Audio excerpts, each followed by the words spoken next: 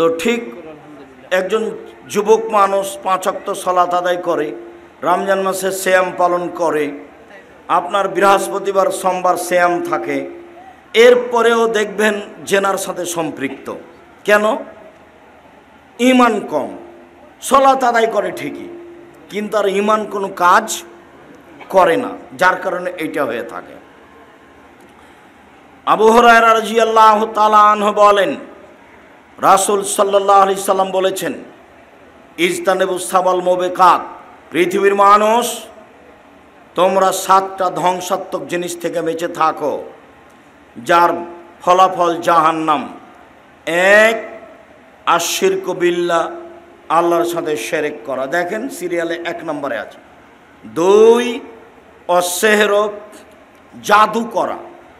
জাদু কিন্তু শিরক, জাদু করাও শিরক, জাদু দেখাও শিরক, ওটা হলো ভেলকি। 3, কাতলুন নাফস, মানুষকে হত্যা করা। 4, আকলুর রিবা, সুদ খাওয়া। একজন এসে বলছে এলাকায় খুব সুদের প্রভাব আছে, থাকতে পারে, থাকেই তো সুদের প্রভাব। আল্লাহ রসুল বলছেন, মায়াকুল দিরহাম রিবা ইয়ালাম আসাদমিন সিতাতা সালাসিনা জিনিয়া, কেউ যদি জেনে শুনে 1 টাকা সুদ খায়, 36 বার জেনা করে যত পাপ হবে, 1 টাকা সুদ খেলে তার চেয়ে বেশি পাপ হবে। ভিক্ষা করে খাওয়া ভালো, ভিক্ষা করে খেলে দুনিয়াবি সম্মান হবে না, কিন্তু ভিক্ষা করাতে পরকাল হারাবে না। আল্লাহ রাসূল বলছেন, আর রিবা সাবুনা জুজান, সুদের পাপের 70টি ভাগ রয়েছে। ছোট ভাগ হলো মার সাথে জেনা করলে যেমন পাপ হয়, তাহলে মার সাথে জেনা করা কি স্বাভাবিক পাপ? এটা হলো সুদের ছোট পাপ। উঠার সময়তে এইভাবে কান ধরতে হবে এ কথা নয়, তো সামাজিক মজবুতের জন্য কান ধরে বলবেন, জিন্দেগিতে আর কোনো দিন সুদ নিব না, ব্যাংকের লেনদেন বন্ধ করলাম, ডিপিএস বন্ধ করলাম, আপনার ওই কিস্তি তোলা বন্ধ করলাম, প্রয়োজনে ভিক্ষা করে খাবো। ভিক্ষা করে খাবো কেন? দিন মজুরি করে খাবো, মানুষের বাড়িতে কাজ করে খাবো। শিরকের পরিণাম নিঃস্ব, সুদের পরিণাম নিঃস্ব। সুদ খেলে আপনি নয় আপনার ছেলে নয় আপনার নাতি ভিক্ষুক হবেই, ওকে হতে হবে। আল্লাহ বলছেন, ইয়ামহাকুল্লাহুর রিবা ইউরবি সাদাকা, দান মানুষের টাকাকে বাড়ায় আর সুদ মানুষের টাকাকে কমায়। অতএব টাকা এক সময় কমবেই, কাউকে বলা লাগবে না, তার নাম সুদ। 4র্থ মহাপাপ হলো সুদ খাওয়া। 5ম মহাপাপ হলো এতিমের মাল খেয়ে নেওয়া। 6 নম্বর হচ্ছে যুদ্ধের মাঠ থেকে পালিয়ে যাওয়া। 7 নম্বর হচ্ছে ভালো নারীর ওপরে অপবাদ লাগানো যে খারাপ মহিলা। এই 7টার বিনিময় হলো জাহান্নাম। মুআজ রাদিয়াল্লাহু তাআলা আনহু বলেন, আউসানি খালিলি বি আসরে কালিমা, আল্লাহর নবী আমাকে 10টা উপদেশ দিলেন। 1, লা তুশরিক বিল্লাহ আইন কুতিলতা হুররিকতা, আল্লাহর সাথে শিরক করো না, জ্বালিয়ে দেওয়া হলেও, হত্যা করা হলেও। জালেম যদি তোমাকে জ্বালিয়ে দেয় জ্বলে যাও, শিরক করো না। জালেম যদি তোমাকে হত্যা করে নিহত হও, শিরক করো না। 2, ওয়ালা তাওক্কালনা ওয়ালিদাইকা, বাপ মায়ের অবাধ্য চলো না, বাপ মায়ের অবাধ্য চলো না। ওয়াইন আমারাকান তাখরুজা মিন আহলিকা ওয়া মালিকা, মা যদি বলে বউকে তালাক দাও, দিয়ে দাও। মা যদি বলে চাকরি ছেড়ে দাও, ছেড়ে দাও। তো মা যে ভুল বুঝে বলছে, তো মাকে একটু বুঝাও, আম্মা আপনি কি ভুল বুঝছেন? আমি তো দেখি মেয়েটা ভালোই, তার চাল চলন তো ভালোই, কেন আপনি তালাক দিতে বলছেন মা? শেষ পর্যন্ত যদি মা কথাতে অটল থাকে, ও যতই ভালো হোক, ও তোমার কাছে রক্ষা পাইলে তোমার বোকামি হবে। দেখবা তুমি বাপ মায়ের কথা দেখবে 1 মিনিট, এদিকে দেখো, এই চলে দেখো এদিকে। যারা তো ঢং ঢং করে হেঁটে চলে গেল তো গেলে, আমি তো বসেই আছি। এটা শরমবোধ থাকা দরকার যে আব্দুর রাহিস বসে আছেন, আমি চলে যাচ্ছি। এটা শরমবোধের দরকার, লজ্জাবোধের দরকার। এরই জন্যই বলছে এমন একদিন আসবে মানুষের লজ্জাবোধ হায়াবোধ থাকবে না। আমি উঠে চলে যেতাম, সেটা একটা মানাতো। আপনি তো এই কথা বলতে পারবেন না, ও ভোট চাইতে এসছে, কে দরকার এখানে থাকার, চলো যাই, দেখেছি একটু দেখলাম চলো, এই কথা তো আর তুমি বলতে পারবা না। এদিকে দেখো, বাপ মার কথা মানতে হবে। দেখবে যে দেখো কে বাড়িতে আছে, জি না। কোথায় গেছে, শিকার করতে গেছে। কখন আসবে, সন্ধ্যায়। কেমন আছো, খুব একটা ভালো নেই। ও আচ্ছা ঠিক আছে, আসলে সালাম দিও আর চৌকাট বদলে দিতে বলিও।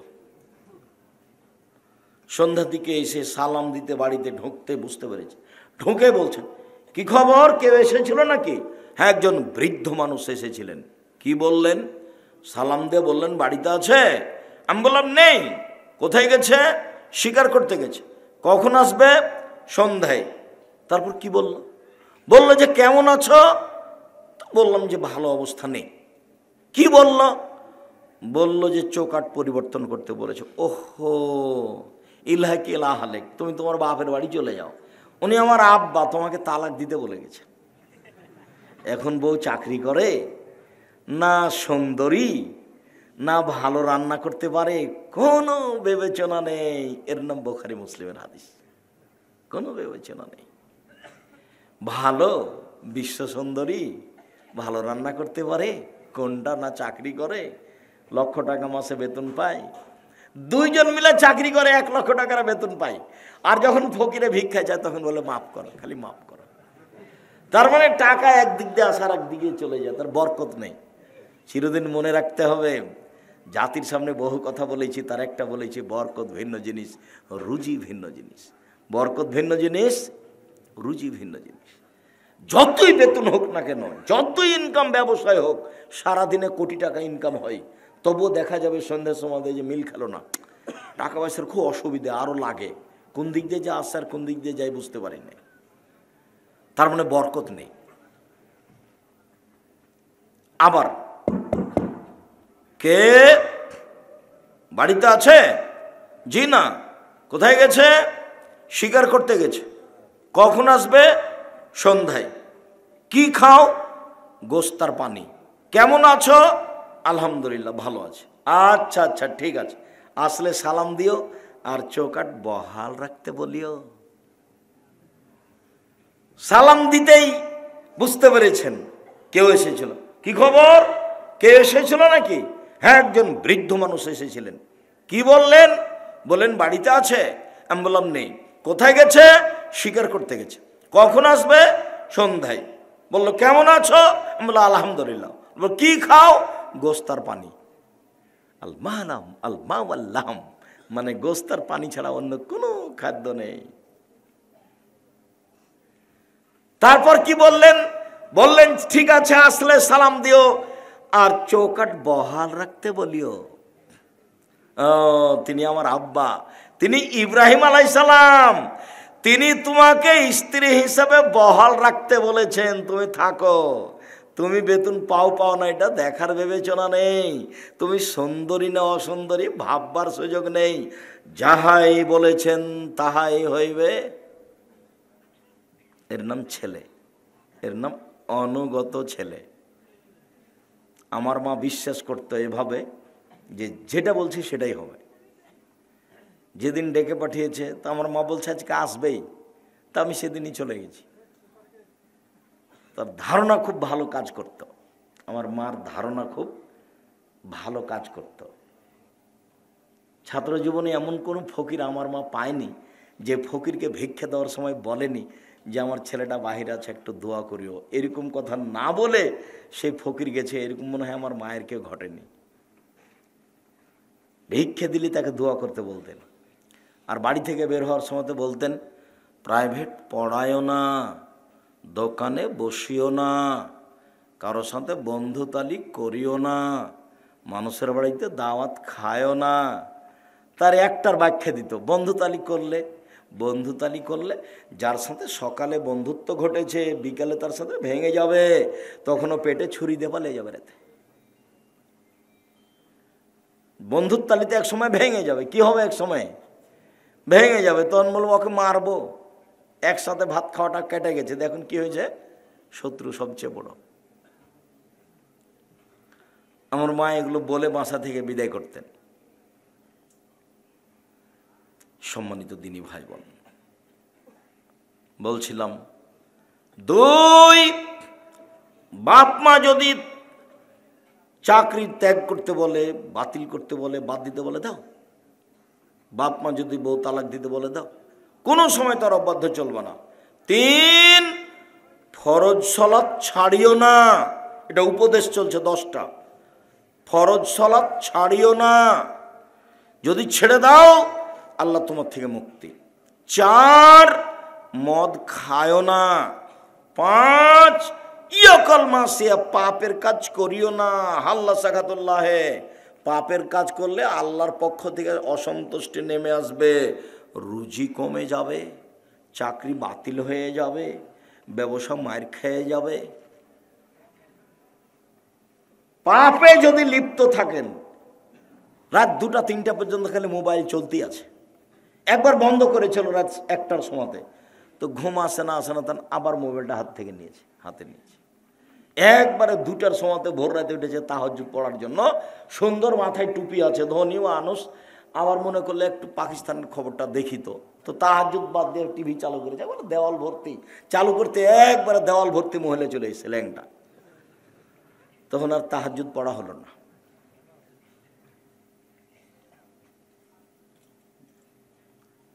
ফাত্তাকু দুনিয়া ওয়াত্তাকুন নেশা, পৃথিবীর মানুষ মহিলা থেকে বেঁচে থাকো, পৃথিবী থেকে বেঁচে থাকো। পৃথিবীর মানুষ মহিলা থেকে বেঁচে থাকো, পৃথিবী থেকে বেঁচে থাকো। পৃথিবী জড়বস্তু, অত্যাধুনিক যন্ত্র। পৃথিবী জড়বস্তু, অত্যাধুনিক যন্ত্র।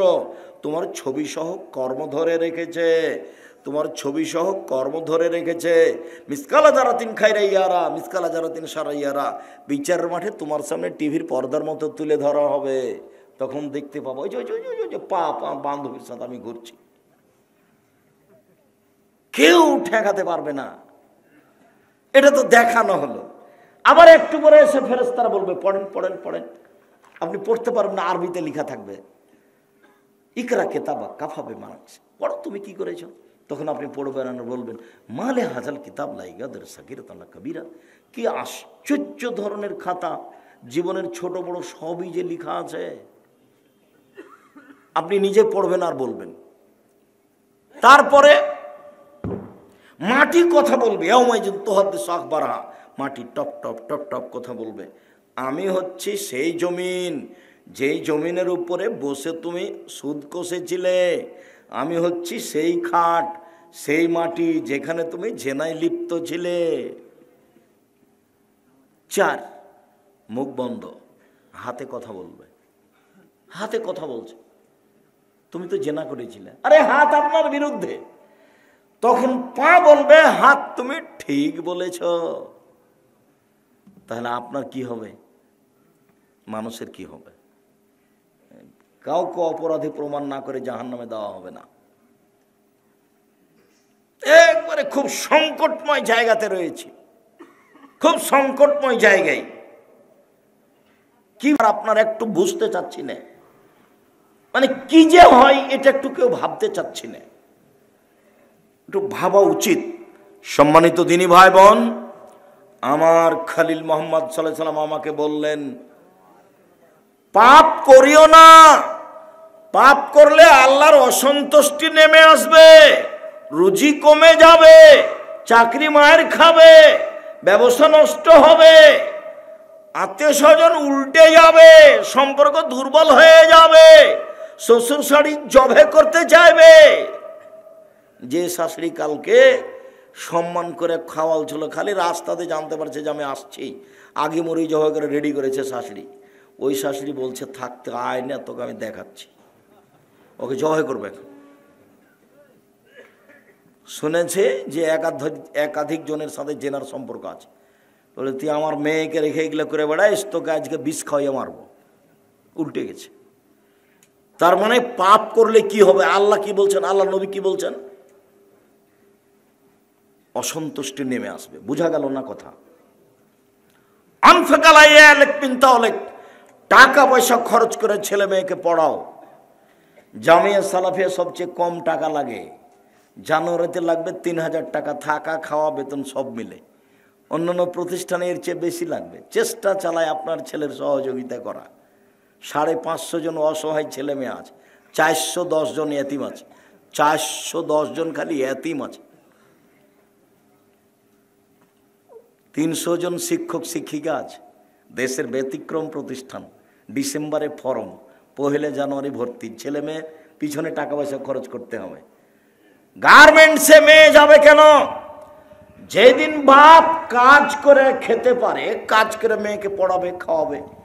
যেদিন বাপ কাজ করতে পারে না, সেদিন বাপ ভিক্ষা করে মেয়েকে খাওয়াবে। মেয়ে গার্মেন্টসে যাবে না। বুঝাতে পারিনি? ছেলে টোকাই হতে পারে না। ক্লাস 10-এ পড়ে ছেলে রাজনীতি করে বেড়ায়। আরে তোর বাপই হাঁকতে জানে না, তুই কি করতে রাজনীতি করতে এসেছিস? তুই কি বুঝিস? হ্যাঁ, শুধু মারামারি, শুধু দাঙ্গামা হাঙ্গামা, শুধু হইচই। আল্লাহ নবী বলছেন কিয়ামতের লক্ষণ মারামারি বেড়ে যাবে। বাড়ি থেকে বের হবেন না, কাজ করার জন্য বের হবেন। নিজে উপার্জন করবেন, নিজে খাবেন। কথার সাথে মুনাফিকি করিয়েন না। মুনাফিকি করে কোনো লাভ নাই। এই ছেলে তোমাকে বলছে, এই বোকা ছেলে তোমাকে বলছি। দিন রাত খেলে আড্ডা পিঠে বেড়াও, মানুষের বদনাম করে বেড়াও, আর একটা সিগারেটের পাল্লাই বেড়া সারাদিন মানুষের সুনাম গেয়ে বেড়াও। অমুকের চরিত্র ফুলের মতো পবিত্র, এভাবে বলে বেড়াও। হিসাব পাও না? বাপ বেটা শরম হয় না? কেন যাবা? বাপের জমি জায়গা আছে, বিক্রি করে ব্যবসা করো, ব্যবসা করে খাবা। উপস্থিত দিনই ভাই বোন শোনেন, ছেলে মেয়েকে ব্যবসা করতে দিবেন। আপনি নিজে দেখবেন। আল্লাহ নবী বলছেন আত্তাজেরা সাদিক এখন ইয়াউমাল কিয়ামা শাহাদা সিদ্দিক, সত্যবাদী ব্যবসায়ীরা বিচারের মাঠে নবীদের সাথে থাকবেন। সত্যবাদী ব্যবসায়ীরা বিচারের মাঠে কার সাথে থাকবেন? নবীদের সাথে থাকবেন। আবার বলছেন আর তিজারাত মাল কিদওয়াল হালাল, ব্যবসাতে অনেক সময় মিথ্যা কথা চলে আসে, ব্যবসায় অনেক সময় সুদ ঘুষ চলে আসে। ফাসুবহু বিসাদকা, এটা তুমি দান দিয়ে মিটিয়ে দাও, দান দিয়ে মিটিয়ে তুমি ব্যবসা করো। আর যদি জমি চাষ করতে যাও তাহলে অন্তর সংকীর্ণ হয়ে যাবে, গরুর পিছনে ছুটে ছুটে। নাজায়েজ নয়, তবে জমি চাষ পছন্দ নয়। ব্যবসা এরকম জিনিস। যদি চাকরি করেন চাঁপাই নবাবগঞ্জের মানুষের মতো, তো মাসে যদি 20,000 টাকা পান তাহলে 25 দিনে শেষ হবে। আর 5 দিন ধার কর্য, দোকান থেকে এই নিয়ে এসে চাউল নিয়ে এসে তরি তরকারি, আবার যখন বেতন পেয়েছে তখন দিতে দিতে শেষ হয়েছে, আবার 25 দিনে শেষ। তো মায়ে বলছে বেটা টাকা দিলে না বেটা এবার। মা দেখি এবছর এ মাসে তো হলো না, সামনে মাসে দিব, সামনে মাসে আরও ঝামেলা, দর বেড়ে গেছে। তো মাকে আর দিতেই পারে না, বছর শেষ। ব্যবসা করেন দিতে পারবেন, নিজে খেতে পাবেন, বাপ মাকে দিতে পাবেন, আত্মীয় স্বজনকে দিতে পারেন, সবাকে। আর যে চাকরি করছেন মাত্র 20,000, 25,000, 30,000 বেতন, ভাগ্নি এসেছে, দেখাই মনটা খারাপ।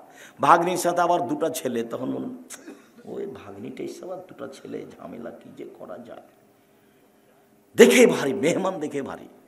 অথচ আমি বলেছি যে মাকে বলে দিবেন আম্মা আপনি আমার সাথে খাবেন, আব্বা আমার সাথে খাবে, বোন আমার সাথে খাবে, ভাগিনা ভাগ্নি আমার সাথে খাবে, আমার বাপের যত বন্ধু বান্ধব আত্মীয় স্বজন আছে সব আমার বাড়িতে খাবে। বরকতে এমনিতেই হবে, হতে হবে, হবেই। মানুষ যত বেশি হবে বরকত তত বেশি হবে। এ কথা আমি বলিনি, এ কথা মুহাম্মদ সাল্লাল্লাহু আলাইহি ওয়াসাল্লাম বলেছেন। দেখেছিলাতে বিয়াতে এনজিলুল তানজিলুল বারাকা, হাত যেখানে বেশি খাওয়ার সেখানে বরকত বেশি। একটা ছেলে একটা মেয়ে, দুনিয়ার শয়তান। মেয়েটা বের হয়ে গেছে আর ছেলেটা ওই করে বেড়ায়, দলপাটি করে বেড়ায়, একে মারে ওকে মারে, জেনা করে, চুরি করে, লাইন করে। একটাই ছেলে একটা মেয়ে, ইহকালে লস পরকালে লস। ওই যে বলে রেখেছি যে বিচার মাঠে যে ছেলেকে বাল্য অবস্থায় মারা গেছে, এই ছেলে বাপকে না নিয়ে জান্নাতে যাবে না। আল্লাহকে বলবে আগে আমার বাপকে জান্নাতে দাও, তারপরে আমি। না তোমার বাপ পাপী, সেটা আমি বলছি না আমার বাপকে আগে জান্নাতে দিতে হবে, না তোমার বাপ পাপী, না আমি সেটা বলছি না, আমার বাপকে আগে জান্নাতে। এই যে তুমুল ঝগড়া চলবে, এক পর্যায়ে আল্লাহ বলবেন যা যা নিয়ে যা। তা আপনার ছেলে মেয়ে তো মাত্র দুইটা, কয়টা মরে আর কয়টা থাকে? কে মাথায় এটা বুদ্ধি দিল? আমার আব্দুল্লাহর বক্তব্য শুনতে হবে। বুদ্ধি কে দিয়েছে? বুদ্ধি ইহুদি দিয়েছে। ওদের 5টা 10টা ছেলে মেয়ে, ওরা বলছে তোরা মর, আমরা কেন মরবো? সব দিক দিয়ে ওরা রাস্তাঘাট ঘেরে রেখেছে। সম্মানিত দিনী ভাই বোন, বলছিলাম ছেলে মেয়ের জন্য পয়সা খরচ করতে হবে, বাপ কাজ করে খাওয়াবে। শেষ পর্যন্ত বাপ কি করে খাওয়াবে? ভিক্ষা করে। মনে রাখবেন হিসাবে এটাই। তারপর বলছেন